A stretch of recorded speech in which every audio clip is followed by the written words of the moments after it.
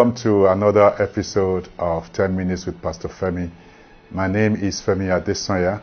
I am your host, and today we are going to continue our discussion on getting ourselves totally ready, for the plans of God, so that we don't miss out on anything that God has in stock for us. There are great things ahead of us. There are major events ahead of us as Christians. Two of the major ones, basically are the rapture and the judgment seat of Christ. And those are the two that we basically have control over based on what we are doing now. Because at the judgment seat of Christ, whatever we do now determines our reward. The way we serve God right now determines our reward. And at the rapture, the way we are living now as Christians determine whether we are going to be caught up together with Jesus Christ or not. So we have control over those two, events. And Jesus Christ also gave us the key, to living ready for the rapture and living pleasing to God, to be able to get the best reward that we can get, at the judgment seat of Christ. And when he was on earth, he actually gave us that key. And what is the key? He told his disciples and he told everybody. He said, all you need to do is to love God with all your heart and love your neighbor as yourself. So he said, just walk in love. If you can love God and you can serve God properly, you can serve God wholeheartedly, you can be much more committed to God. You are not trying to dodge from serving God. He said, with that, then everybody knows that your reward is guaranteed.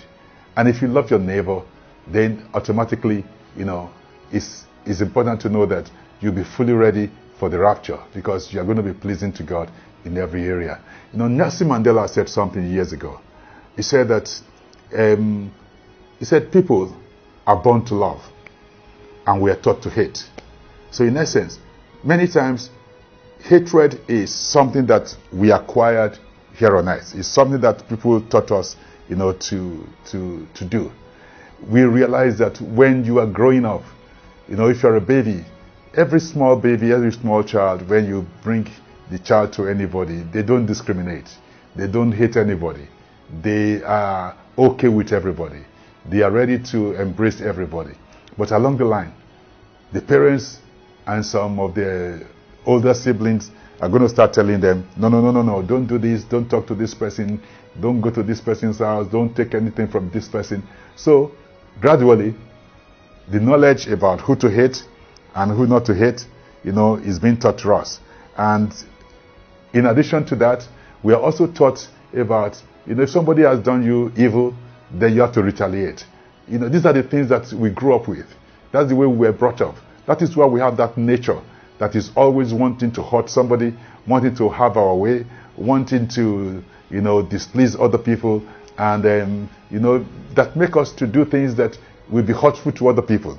And then, as a child, maybe you're coming back from school or you were in school, somebody, have done something to you, you fought, and then you go back home and you are crying.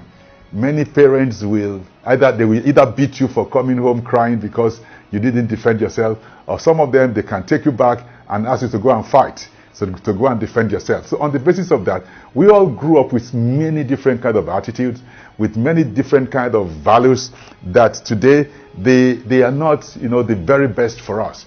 You discover that one of the major things in relating to neighbors and relating to our friends is that if somebody should offend you, you actually want to get even.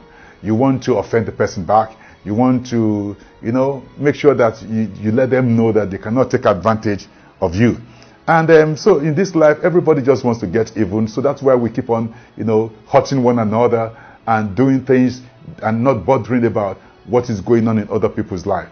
And incidentally, looking through the Bible, you actually discover that, in the Old Testament, God actually, also demonstrated such attributes. There were some times when the children of Israel actually annoyed God. Twice actually that God told Moses that, look, I'm going to destroy these people. Just let me destroy them. Numbers 14 and Exodus 32. God was there to talk to Moses on two different occasions. And Moses had to plead with God and said, no, God, don't do this. So God also got annoyed and God wanted to destroy. In one of the occasions in Exodus, Moses had to even tell God, he said, God, you have to repent of this thing that you want to do to your people. And the Bible says God repented. It's amazing. So God, we saw in the Old Testament that this thing was going on. David, a lot of us, we love to talk about David. We want to see the way David lived. And then there's some Psalms of David that, when David was praying, especially in Psalm 35, David told the people, if I can paraphrase, he said, God, you need to deal with these people. And if you deal with them, I'll be happy. And when I'm happy, I will be able to praise you that, you are a great God. If you can deal with the people for me. That is the way many of us, we want this to be. We want to live our life like that. But that is not the way of love. That is one of the major areas whereby we as Christians, we are choosing not to walk in love. Today, we actually as Christians, we take it as if it's a spiritual thing. We actually pray about it like David prayed. We want God to deal with all people who are against us. We want God to kill them. We want God to destroy their lives, destroy their businesses, destroy everything about them. So we go to the Old Testament and we try to, take some of the things that, the character in the Old Testament, and then we come into the New Testament and we take the redemption. So there is this conflict. We are trying to live like the Old Testament and we're trying to benefit like the New Testament. Now, if you are a Christian, there must be an alignment about your life. Are you an Old Testament believer or a New Testament believer? And as a New Testament believer, our act is to walk and to live in love. We pray for forgiveness, but in the Old Testament, if you've sinned, you get stoned to death. Nobody wants to be stoned to death. So we want God to forgive us. But at the same time, we want other people to die. So this is not the way that God expects us to live. And that is not the way of love. It's crucial to know that our calling is not to be like the Old Testament's people. Our calling is to be like Jesus Christ. Jesus Christ is our perfect example. And what did he tell us? He said, don't judge, don't condemn. Don't do like Moses that say an eye for an eye and a tooth for a tooth. That is not the way of the New Testament. In actual fact, there is a story, that Jesus Christ gave the story in Matthew chapter 18 of two people that were owing some things. Somebody was owing, a lot of money, and then the master forgave him. And this same person that was owing a lot of money, saw another of the servants who was owing him a little amount of money, and he couldn't forgive. And the Bible said the master was really, really annoyed. That, look, I forgave you all of these things. Why can't you just forgive your brother? Why can't you just forgive your colleague? And it's the same thing for us as believers. And this is where the love really comes in. God has really forgiven us. We also must learn to forgive other people. There are some of us, we just want to, you will say, you don't know what they did to me. You don't know how they hurt me. Of course, I can tell you, I know that they hurt you. They did a lot of bad things to you. But do you want to miss heaven because of them? Do you want to miss the rapture because of them?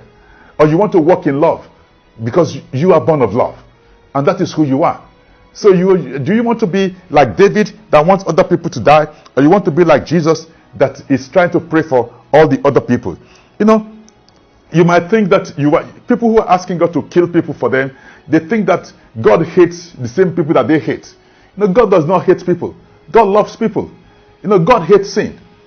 God does not hate the unbelievers. God does not hate the sinner. So we sometimes we hate them and we want them to die. And we are praying that God should deal with them. But that is not the way that God is looking at them. So God does not hate people, and that same God tells us we all should love our enemy. He said if you don't show mercy, you're also not going to receive mercy. Now that is the way of love. Showing mercy, praying for your enemy, don't hate them, forgive them, don't judge so that you will not be judged. And the Bible says the most important thing is love. Love is the perfection of everything. If I can walk in love, I will be walking in perfect harmony with God. So God has called us to love. If we are believers, the Bible says as He is, so are we in this world. We are a replica of Him. Whatever God is what we also can be.